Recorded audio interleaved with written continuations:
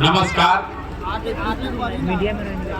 सबसे पहले तो आपने अपने गांव के इस प्रांगण में मुझे मेरी बात कहने का अवसर दिया है, आपसे मिलने का, आपसे परिचय करने का अवसर दिया है, उसके लिए तहे दिल से आपका शुक्रिया अदा करते हैं, आपका धन्यवाद करते हैं। देखिए, हमारा नाम है प्रशांत किशोर। हम नेता ना हैं, हम मंत्री विधायक ना हैं, हम तो मुखिया सरपंच भी ना हैं। बिहार के एगो साधारण परिवार के लड़का हैं।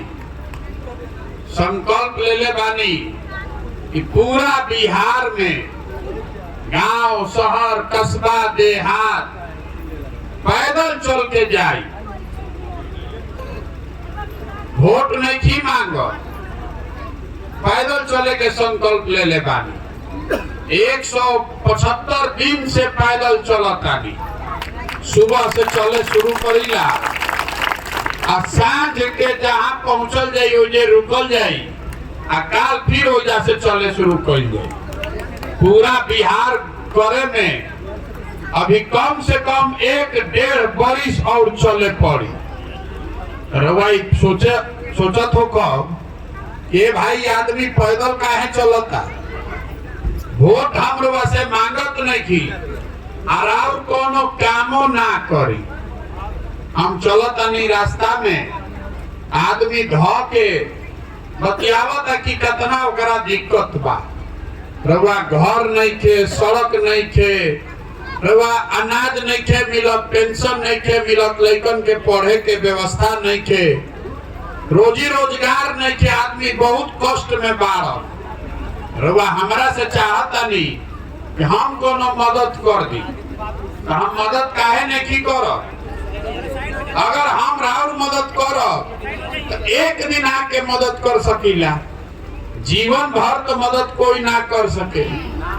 रउआ समझी कि हम नेता ऐसा आके मछली और रबड़ी नहीं बाटब, हम मछली मारे सिखावे आई बानी। रउआ पहले समझी कि आखिर रउआ इतना गरीबी में काहे बानी। बात के अगर समझ ले तो अपने आप एकरा से निकले के रास्ता बन जाए। देखी, आज से रउआ गरीब नहीं की, राउर परेशानी आज से नहीं थे। 40-50 बरिस पहले भी रउआ यही दशा में रही। जब रउआ लड़का होखो तब अतने परेशान रही। जे लड़का रहे जवान हो गई, जवान आदमी बूढ़ हो गईलन, मजदूरी करत करत, मेहनत करत करत, लेकिन जिंदगी सुधरत नहीं के। काहे नहीं के सुधरत, हम रउआ को बतावे आइल बानी। दुनिया भर में आदमी के बतावल गइल बा कि गरीबी से निकले के 3 गो रास्ता बा। एकरा के ध्यान से सुन के समझी। गरीबी से निकलने का 3 ही रास्ता है। पहला रास्ता है पढ़ाई। अगर राउर लड़का, राउर बच्चा पढ़ लिख जाई तो पढ़ लिख के अगर ओकर नौकरी मिल जाओ, राउर गरीबी खत्म हो सकेला। लेकिन मान ली कि जरा पढ़ाई नहीं खे, दूसरा रास्ता बा रउआ भेजुन जमीन होके, खेती अगर रउआ करे के साधन होके तो खेती करके आगे बढ़ सकतनी। आ जेकरा भेजुन दोनों नहीं खे, ओकरा भेजुन अगर पैसा होके, पूंजी होके, तो दुकान दौरी करके कोनो रोजी रोजगार करके आगे बढ़ सकता। तो जितना आदमी एजा बाड़न, जितना आदमी बिहार में बा, उनमें ज्यादातर आदमी के पास इन तीनों में एको चीज नहीं थे। राउर लड़का पढ़े जब आवता तो पढ़े के ओकरा कोनो व्यवस्था नहीं थे। स्कूल में आइल, पिलुआ वाला खिचड़ी खा के घरे चल गई। तो जब राउर लड़का पढ़ते नहीं थे तो मजदूर ना बनी तो कलेक्टर बनी, जब पढ़ी ना तो मजदूरे बनी। तो मान ली कि भैया पढ़े से क्या हुई, हम खेती करके आगे बढ़ती। और खेती से काहे नहीं की आगे बढ़त। देखिए, बिहार में 100 आदमी जे रहता ओमे 60 आदमी ऐसन बा जेकरा बिजुन एको धूर जमीन नहीं थे। रवा इतना आदमी बैठल बानी एहू में 100 में 60 आदमी के पास जमीन ना हुई। एजा गरीब के नाम पर राजनीति होता, लेकिन रवा के जमीन कोई नहीं खेते। आ जो 40 आदमी के पास जमीन बा, वो 40 में 35 आदमी के पास 2 बीघा से कम जमीन बा, बहुत छोटा जमीन बा, कम जमीन बा। तो जे खेती करता वो एजा कमाए खातिर खेती नहीं खे करत, वो खाए खातिर खेती करता। रउआ खेत में उतने उपजा पावतानी कि राउर बाल बच्चा के दाल भात मिल जाओ, एकरा से ज्यादा के उपाय नहीं खे। रउआ शिक्षा बाना आ खेती के जुगाड़ बाना। तो तीसरा रास्ता रउआ के बतैनी है पूंजी, पैसा होखे तो 5 गो भैंसे खरीद के अपन काम चला लेती। पैसा रही तो मुर्गी फार्म खोल लेती, मछली पाल लेती। पैसा रही तो कहीं दुकान दौरी कर लेती। तो बिहार में हर आदमी के औसत आमदनी बा 35,000 रुपया साल भर में।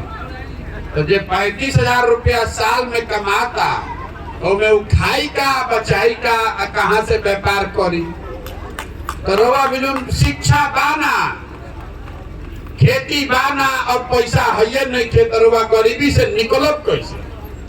कतनो रवा मेहनत कली, कोई के वोट दे दी, कोई सरकार आ जाओ और दशा ना सुधर सके।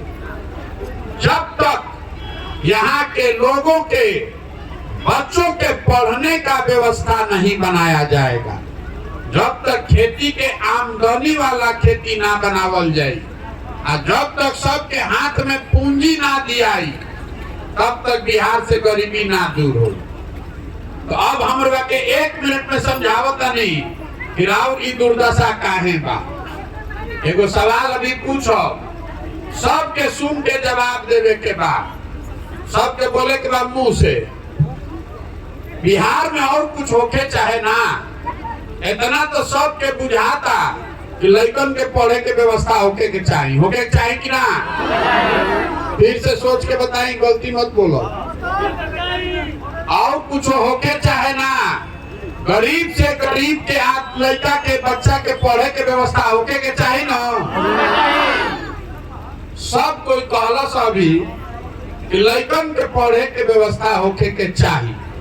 तो अब आज अपना अपना लड़कन के नाम पर ईमानदारी से दिल पर हाथ रख के बोली कि जितना आदमी खड़ा बा, जिंदगी में आपने पढ़ने के लिए पढ़ाई खातिर एको बार वोट दिया है? सोच के बताई, कोई दिले बा? कोई दिले बा भाई? यही से ही दुर्दशा बा। अभी रोबा कहनी है कि रोबा मालूम बा कि अगर लड़का पढ़ जाए तो हमारी स्थिति सुधरी, लेकिन रोबा पढ़े को वोट नहीं की दे। तो जौन ताला खोले के बा ओकर चाबी रोबा लगेबे ना करब तो ताला खोली कैसे। देखिए बिहार में आदमी के सब बात पता बा, एजा के आदमी बुर्बक नहीं थे। रवा मालूम बा के एजा कितना चोरी भ्रष्टाचार बा, रवा मालूम बा के एजा पढ़ाई नहीं थे, रवा मालूम बा के एजा रोजगार नहीं थे। लेकिन जहिया वोट देवे रवा जाता नहीं, वो दिन रवा पढ़ाई पर रोजगार पर वोट नहीं की दे, वो दिन रवा वोट देता नहीं जात पर, वो दिन रवा वोट देता नहीं हिंदू मुसलमान बन के, वो दिन रवा वोट देता नहीं लालू के डर से भाजपा के, आ कोई भाजपा के डर से देता लालू के। सुधरी कैसे? तो हम यही से पैदल चलल बानी।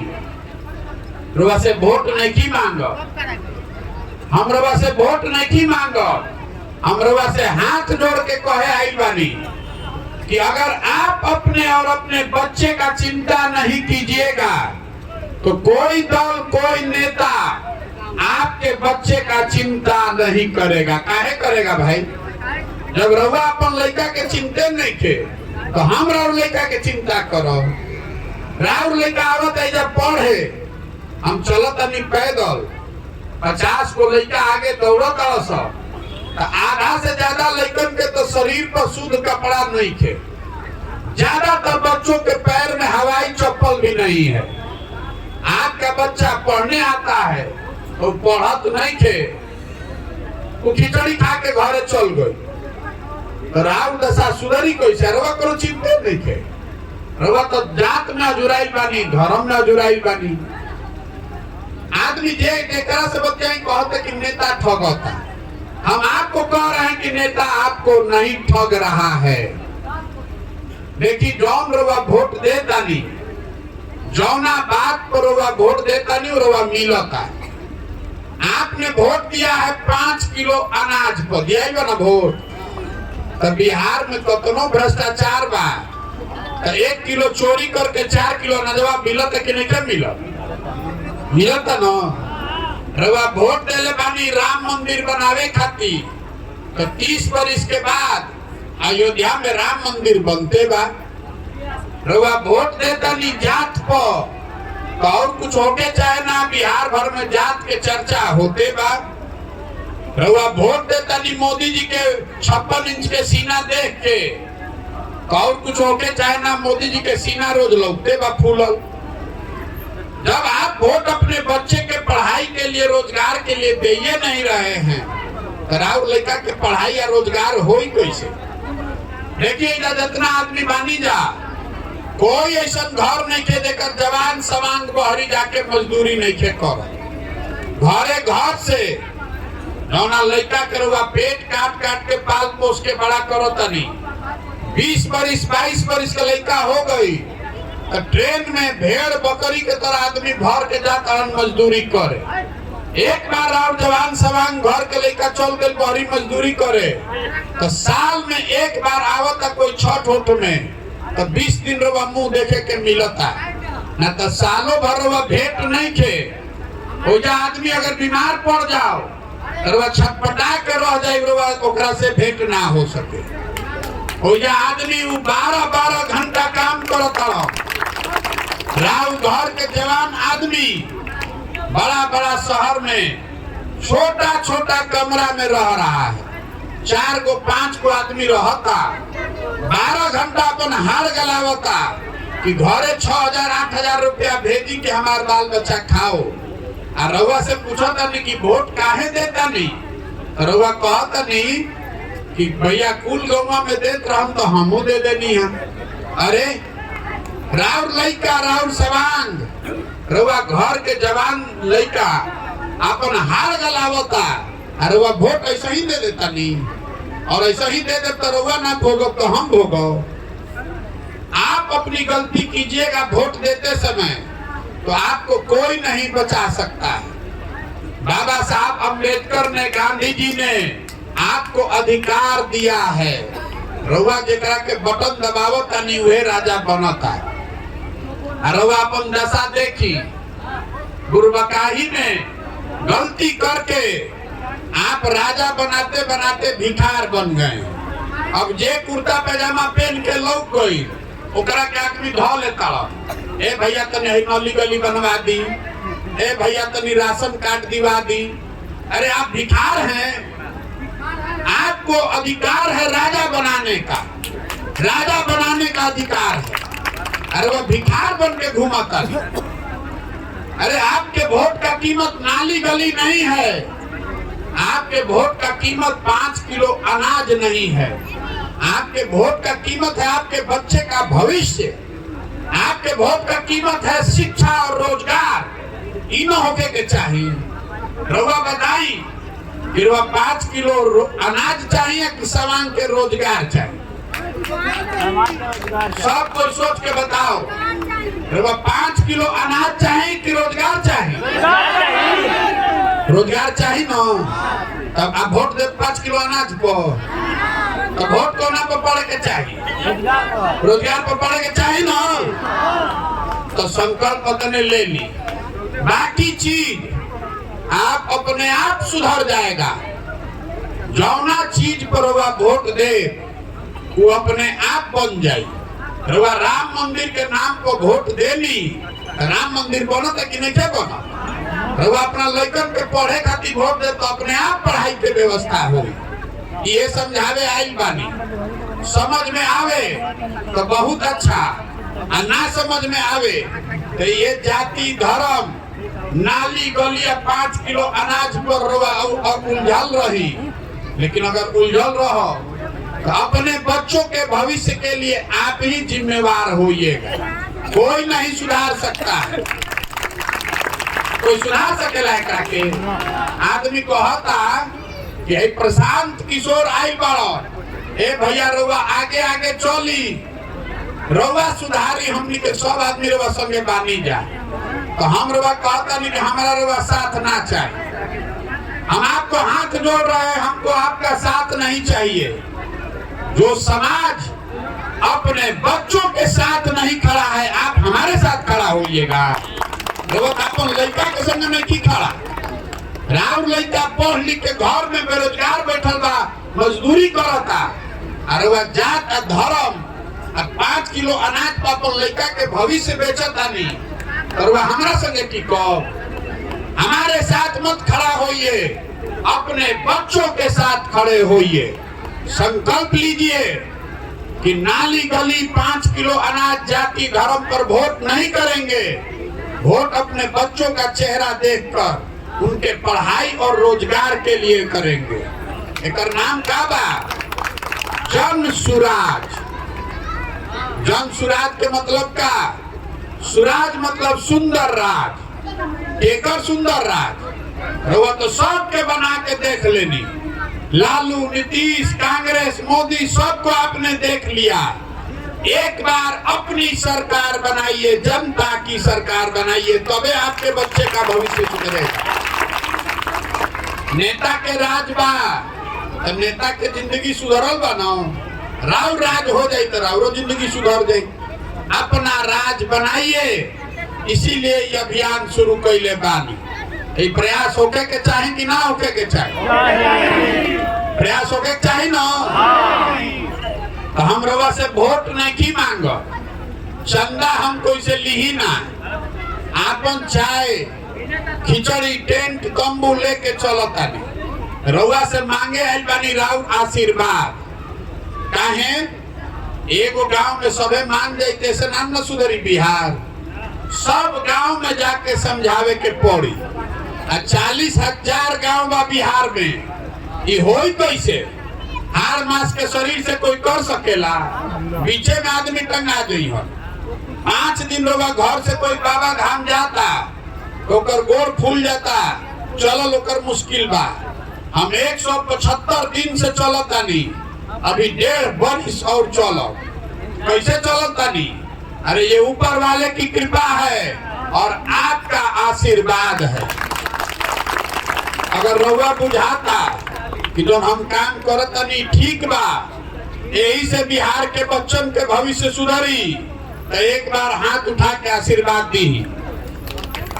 बिहार के सुधारने के लिए आशीर्वाद दीजिए। है ना आशीर्वाद आपका? हाथों ना उठिया हो जाए, हाथ उठे के चाहिए। आशीर्वाद है ना आपका? करें ना प्रयास। देखिए एक और बात समझ ली, एक दिन में ना होई, एक दिन में नहीं होगा। फर्श पकाई जाम जाता, ओकरा करवा कैसे छोड़ावत नहीं?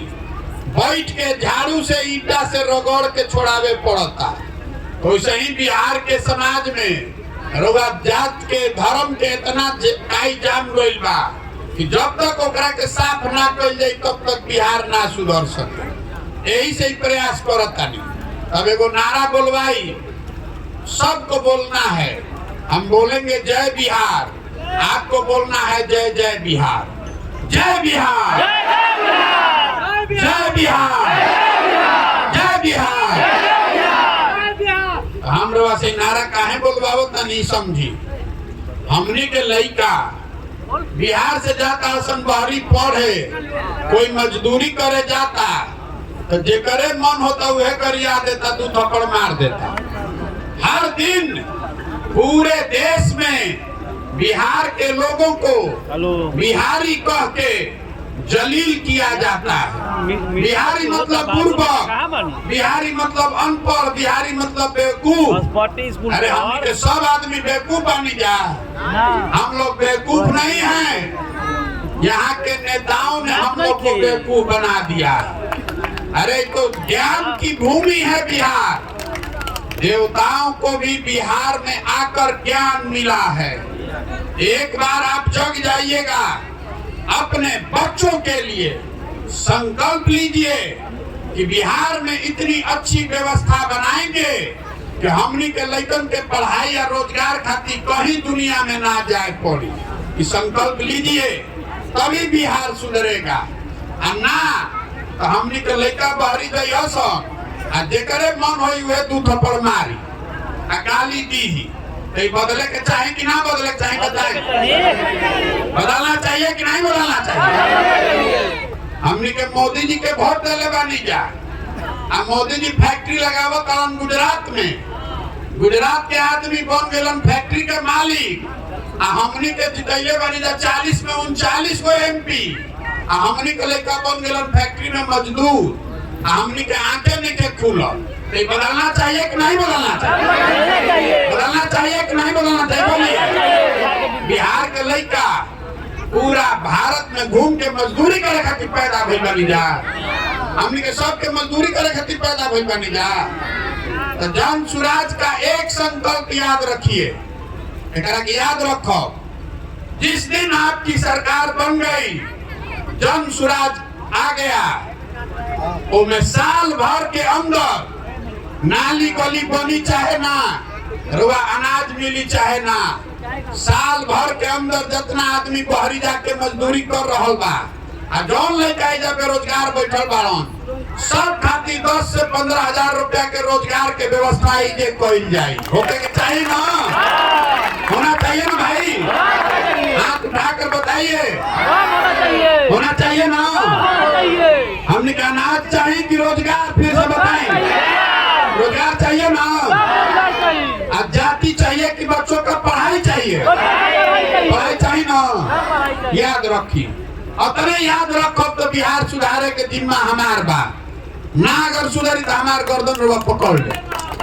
खाली पढ़ाई या रोजगार को वोट दी, देवे के बाद जिस दल को देना है दीजिए, लेकिन पढ़ाई और रोजगार के लिए वोट दीजिए। यही हाथ जोड़कर कहने आए। अब एक साथ हम एक अपन बात खत्म करब। हम एजा से जाता नहीं, अभी आगे 2-3 किलोमीटर हमरा और चले के बाद एकरा मन होके उस संगे चलो। आ जेकरा नइखे मन एजा गाना गाओ, बैठ के आराम करो। जेकरा झंडा लेवे के बा ले जाई, झंडा जे ले ले बा एकरा के घर में लगाई, लड़कन के खेले खातिर ना हो। तो गांधी जी के फोटो लागल बा, उसका अपमान नहीं होना चाहिए। ठीक बा? तो एजा जुटल बानी, ऐसे बहुत बहुत धन्यवाद।